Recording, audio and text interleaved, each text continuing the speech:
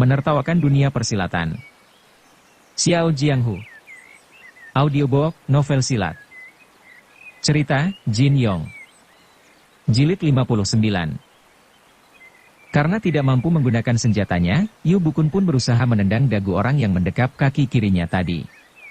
Namun, orang itu memiliki keterampilan bergulat lumayan bagus. Ia lebih dulu menangkap kaki kanan Yu Bukun dan membantingnya ke samping. Seketika tubuh Yu Bukun pun tertarik ke depan. Meskipun memiliki ilmu silat tingkat tinggi, namun Yu Bukun tidak mampu menjaga keseimbangannya sehingga tubuhnya pun jatuh terbanting ke tanah.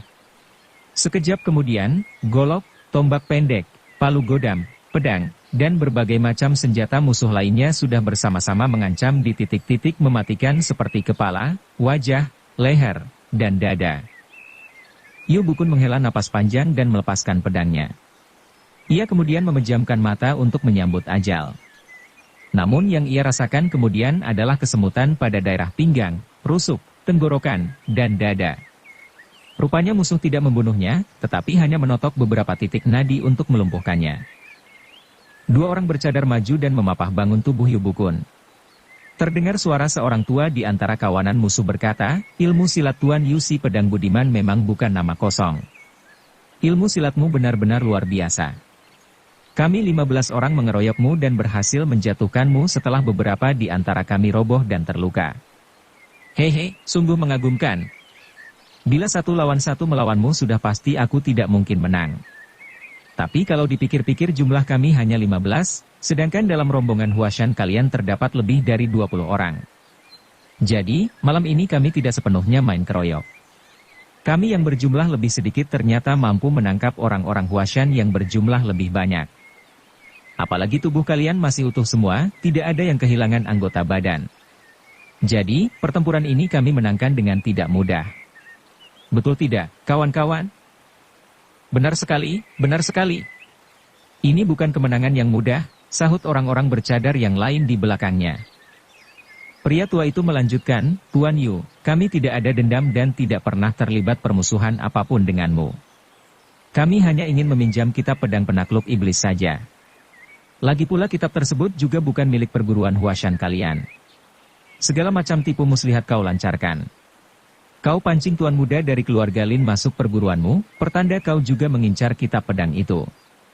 Apa yang kau lakukan sungguh terang-terangan." Begitu kawan-kawan dunia persilatan mendengar tentang ini, mereka jadi penasaran dan bertanya-tanya. "Nah, Tuan Yu, lebih baik kau serahkan saja kitab itu kepada kami, dengan demikian nama baikmu bisa tetap terjaga." Yu Bukun semakin gusar mendengar tuduhan itu. Ia menjawab, "Aku sudah jatuh ke tangan kalian, mengapa masih saja bicara omong kosong? Kalau mau bunuh silakan bunuh saja. Bagaimana kepribadian si Margayu ini sudah cukup dikenal setiap orang persilatan. Mudah saja kalian membunuhku, tapi jangan harap bisa merusak nama baikku.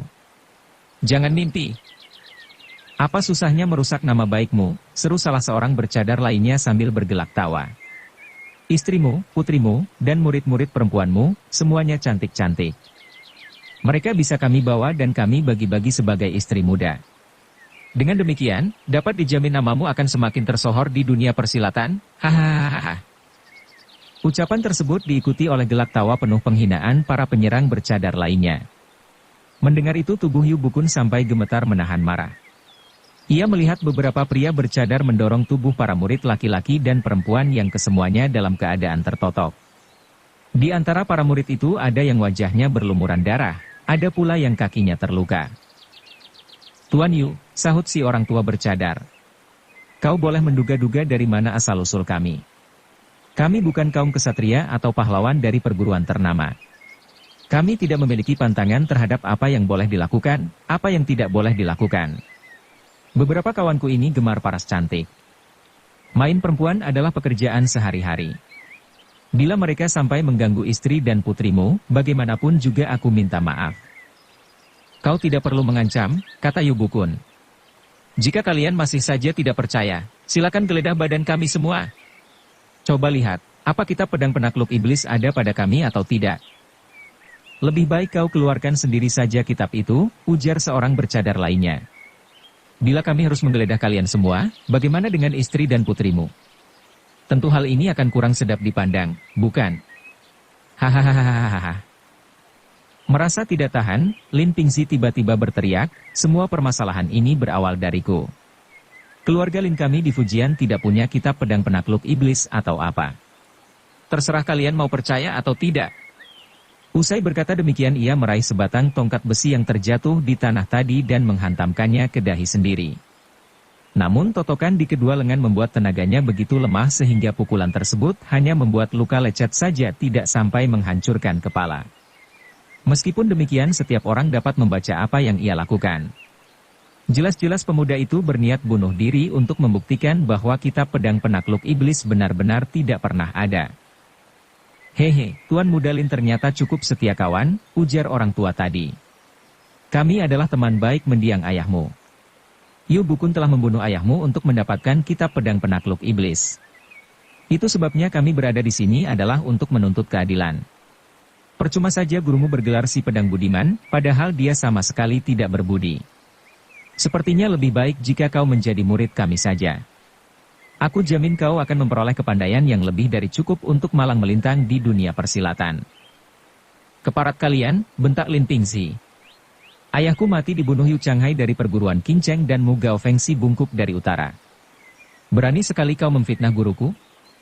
Lin Pingzi bangga menjadi murid Huashan. Apa kau pikir aku akan memohon-mohon untuk menjadi murid manusia rendah macam dirimu demi menyelamatkan nyawa? Jawaban bagus, teriak Liang Fa. Perguruan Huashan kita. Perguruan Huashan apanya? Sahut salah seorang bercadar lainnya menyela. Ia kemudian mengayunkan goloknya ke arah leher Liang Fa sampai putus. Kepala Liang Fa pun terlempar dan darah menyembur dengan deras. Murid-murid Huashan lainnya menjerit ngeri. Kakak ketiga mereka yang bertubuh jangkung itu tewas dalam waktu yang sangat cepat. Yu Bukun sendiri termangu-mangu memikirkan dari mana sebenarnya kawanan bercadar itu berasal. Berdasarkan ucapan si orang tua, sepertinya kawanan itu berasal dari golongan hitam di dunia persilatan. Mungkin juga mereka adalah tokoh penting dalam sekte iblis. Meskipun Yu Bukun tidak mengenal semua tokoh hebat di dunia persilatan, baik itu dari golongan putih ataupun golongan hitam, namun paling tidak ia pernah mendengar sesuatu tentang mereka. Orang yang memenggal kepala Liang Fa terlihat begitu mantap tanpa ragu sedikit pun, suatu kekejian yang jarang ada di dunia persilatan.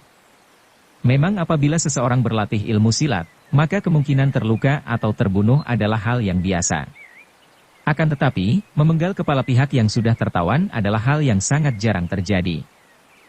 Sementara itu, setelah memenggal kepala Liang Fa, orang bercadar tadi bergelak tawa seperti orang gila dan kemudian berjalan mendekati Ning Zongze. Ia mengayun-ayunkan goloknya yang berlumuran darah hanya beberapa jengkal di atas kepala Nyonya Yu. Jangan bunuh ibuku, jerit Yu Lingshan ketakutan dan nyaris jatuh pingsan.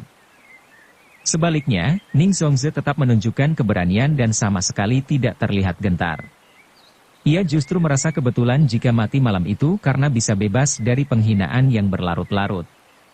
Maka, ia pun memaki, bangsat, kalau kau memang berani, bunuh saja aku. Tiba-tiba dari arah timur laut terdengar suara derap kaki kuda berjumlah puluhan ekor melaju dengan cepat.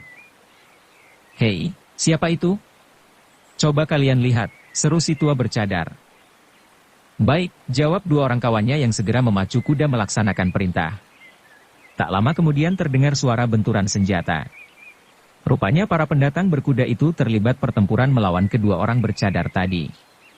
Disusul kemudian terdengar suara jeritan orang terluka jatuh dari kuda.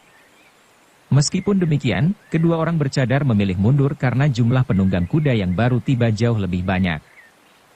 Yu Bukun dan istrinya, serta para murid merasa gembira karena melihat adanya kedatangan rombongan yang mungkin dapat menyelamatkan nyawa mereka. Samar-samar dari kejauhan tampak 40 lebih penunggang kuda melaju ke arah mereka. Lumpur terlihat bercipratan di sana-sini dan akhirnya rombongan itu pun berhenti di depan kuil. Hei, ternyata kawan-kawan dari perguruan Huashan ada di sini. Bukankah itu saudara Yu? Seru salah seorang penunggang kuda. Yu Bukun memandang orang itu dengan saksama dan kemudian wajahnya terlihat serba salah. Ternyata yang datang menyapa dirinya adalah Lubai si tapak bangau, yaitu adik seperguruan Zuo Lengchan, ketua perguruan Songshan yang tempo hari membawa panji pancawarna ke Gunung Huashan untuk membantu Feng Buping menuntut hak. Di sebelah kanannya tampak seorang laki-laki bertubuh tinggi besar.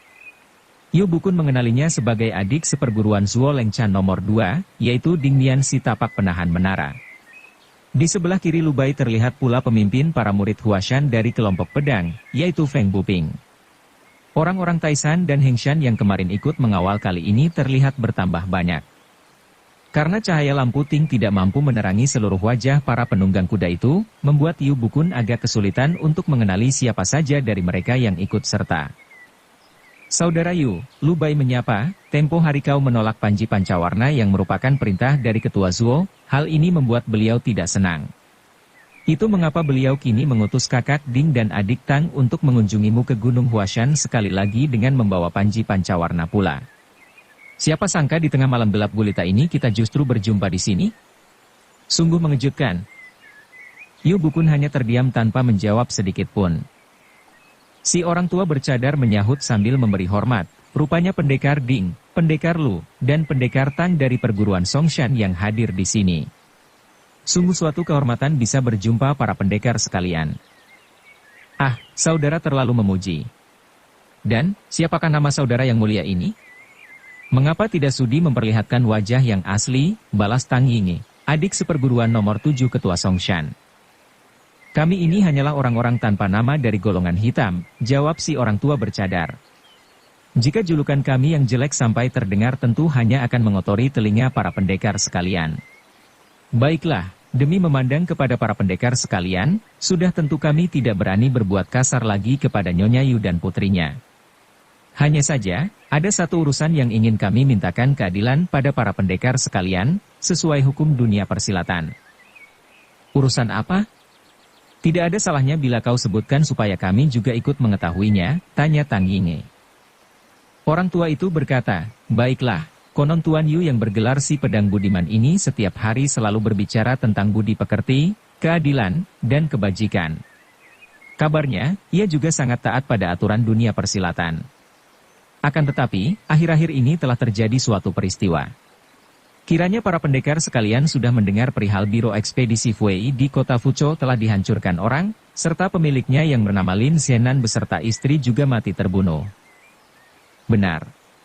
Konon kabarnya yang berbuat adalah perguruan Qingcheng dari Sichuan, jawab Tang Yinge.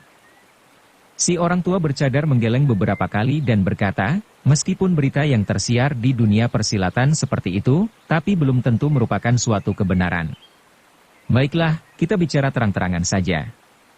Setiap orang di dunia persilatan mengetahui kalau keluarga Lin memiliki pusaka turun-temurun berupa kitab ilmu pedang penakluk iblis. Barang siapa menguasainya, tentu akan merajai dunia persilatan. Itulah sebabnya mengapa Lin Zenan dan istrinya terbunuh adalah karena ada pihak yang mengincar kitab pusaka tersebut. Memangnya seperti apa yang sebenarnya terjadi? Tanya Tang Yinge. Kami tidak mengetahui dengan pasti siapa yang telah membunuh Lin Zenan dan istrinya, jawab si orang tua. Hanya saja, kami mendengar bahwa Tuan Yu alias si pedang budiman ini telah menggunakan tipu muslihat licik, supaya putra Lin Zenan dengan sukarela mau bergabung menjadi murid perguruan Huashan. Kau tahu apa maksudku? Tentu saja kitab pedang penakluk iblis dengan sendirinya akan ikut masuk ke dalam perguruan Huashan. Kami memikirkan masak-masak hal ini dan akhirnya menyimpulkan bahwa Yu Bukun telah menjalankan tipu muslihat. Dia tidak mampu menguasai kitab pusaka itu dengan kekerasan, sehingga berusaha mendapatkannya dengan cara licik. Coba pikir, seberapa luas pengalaman si bocah Lin? Setelah menjadi murid Huashan, bukankah ia menjadi lebih mudah dipermainkan oleh si musang tua bermargayu ini sehingga suatu saat bocah ini akan mempersembahkan kitab pedang penakluk iblis tanpa diminta? Pendapatmu mungkin kurang tepat, ujar Tang Yinge. Perguruan Huashan memiliki ilmu pedang sendiri yang sangat bagus. Apalagi ilmu tenaga dalam kabut lembayung senja yang dimiliki Tuan Yu juga tiada duanya. Jadi, untuk apa lagi harus mengincar ilmu pedang pihak lain? Si orang tua bergelak tawa kemudian menjawab, rupanya pendekar Tang menggunakan jiwa kesatria untuk menilai manusia rendah ini. Menurutku, ilmu pedang bagus macam apa yang dimiliki Yu Bukun? Sejak perpecahan di perguruan Huashan dahulu, sejak itu pula kelompok tenaga dalam menguasai perguruan. Mereka pun sibuk berlatih tenaga dalam sehingga ilmu pedang mereka menjadi terlalu rendah dan tidak ada nilainya. Kaum persilatan hanya segan terhadap nama besar perguruan Huashan, dan mengira Tuan Yu benar-benar memiliki kehebatan tinggi. Padahal sesungguhnya, hehehe. Sesudah tertawa mengejek beberapa kali, orang tua itu melanjutkan, sebagai ketua perguruan Huashan, sudah seharusnya ilmu pedang Tuan Yu sangat luar biasa. Namun, lihatlah yang terjadi kini. Dia bisa meringkuk di tangan kami yang hanya kaum keroco di dunia persilatan. Padahal, kami tidak memakai racun, tidak memakai senjata rahasia. Selain itu kami bisa menang juga bukan karena jumlah kami yang lebih banyak. Kami telah meringkus guru dan semua murid Huashan tanpa kecuali. Maka, dapat dibayangkan betapa rendah tingkat kepandaian orang-orang Huashan ini. Kami memenangkan pertempuran secara adil. Dari itu saja para pendekar sekalian bisa membayangkan seperti apa ilmu silat Yu Bukun dan orang-orang Huashan lainnya. Namun tentu saja Yu Bukun menyadari kekurangannya. Itulah sebabnya mengapa Yu Bukun mengincar ilmu pedang penakluk iblis untuk menutupi agar nama baiknya yang kosong melompong tidak terbongkar. Akan tetapi, di hadapan kami ia tidak bisa menutupi kebusukannya. Uraianmu cukup masuk akal, ujar Tang Yinge sambil mengangguk. Kami hanyalah kaum keroco dari golongan hitam yang tiada harganya sama sekali jika dibandingkan dengan para pendekar besar sekalian dari perguruan ternama. Kami juga tidak terlalu berminat terhadap kitab pedang penakluk iblis, lanjut si orang tua bercadar. Hanya saja, dalam 10 tahun terakhir ini kami seringkali menerima kebaikan dari Lin Senan. Berbagai macam hadiah dari beliau telah kami terima. Itu sebabnya setiap kali kereta barang Biro Ekspedisi Fui melewati daerah kekuasaan kami, tidak seorang pun di antara kami yang berani mengganggunya. Namun kami kemudian mendengar kematian Ketua Lin, serta kehancuran keluarga dan perusahaannya gara-gara kitab pedang penakluk iblis. Hal ini jelas membuat kami merasa penasaran. Maka, kami pun ke sini untuk membuat perhitungan dengan Yu Bukun. Orang tua itu berhenti sejenak untuk memandangi rombongan berkuda di hadapannya, kemudian melanjutkan, yang datang di sini malam ini tampaknya tokoh-tokoh ternama dari dunia persilatan. Di antara para pendekar sekalian terdapat para kesatria sepuh kebanggaan Serikat Pedang Lima Gunung. Sementara perguruan Huashan sendiri juga merupakan salah satu anggota perserikatan. Untuk itu, kami serahkan kepada para pendekar sekalian untuk bagaimana baiknya menyelesaikan perkara ini. Saudara ternyata sangat baik hati. Baiklah, kami terima maksud baikmu, kata Tang Yinge. Bagaimana pendapat kakak Ding dan kakak Lu mengenai hal ini? Ding Nian menjawab, menurut pesan Ketua Zuo, kedudukan Ketua Perguruan Huashan harus dipegang oleh Tuan Feng. Sekarang ini Yu Bukun ternyata melakukan perbuatan yang rendah dan memalukan. Untuk ini, biarlah Tuan Feng sendiri yang melakukan pembersihan di dalam perguruannya. Benar, keputusan pendekar Ding sungguh tepat, sahut anggota rombongan berkuda lainnya. Ini adalah masalah internal perguruan Huashan, maka biarlah Ketua Huashan sendiri yang mengatasinya. Ini juga menghindarkan tuduhan dunia persilatan kepada kami apabila terlalu mencampuri urusan rumah tangga pihak lain. Segera Feng Buping melompat turun dari kudanya. Setelah memberi hormat kepada para hadirin, ia pun berkata, sungguh aku sangat berterima kasih atas penghargaan kalian padaku. Sejak lama perguruan Huashan dikangkangi oleh Yu Bukun. Banyak terdengar ketidakpuasan, sampai akhirnya nama besar Huashan pun jatuh habis-habisan. Bahkan, sekarang Yu Bukun juga tenggelam dalam lumpur kejahatan, antara lain ia membunuh seseorang untuk merebut kitab pusakanya, serta memaksa anak orang itu untuk menjadi muridnya. Benar-benar perbuatan rendah. Sebenarnya kepandaianku tidak seberapa. Aku juga merasa tidak pantas menjadi ketua. Namun demi mengingat jerih payah para leluhur yang telah berjuang mendirikan perguruan Huashan, sudah tentu aku tidak terima begitu saja perguruan ini hancur di tangan murid durhaka seperti Yu Bukun. Aku akan berjuang sekuat tenaga untuk mengatasi masalah ini. Oleh karena itu, mohon nasihat dan pengawasan dari para sahabat sekalian, supaya aku bisa menjalankan tugas dengan sebaik-baiknya. Saat itu hujan belum benar-benar reda, hanya tinggal gerimis saja. Di bawah cahaya obor, wajah Feng Buping terlihat berseri-seri. Ia melanjutkan, dosa Yu Bukun sudah terlalu besar dan tidak bisa diampuni lagi. Kita harus tegakkan aturan perguruan tanpa ragu-ragu. Adik Chong, bersihkan perguruan kita dari murid durhaka ini. Bunuh Yu Bukun beserta istrinya.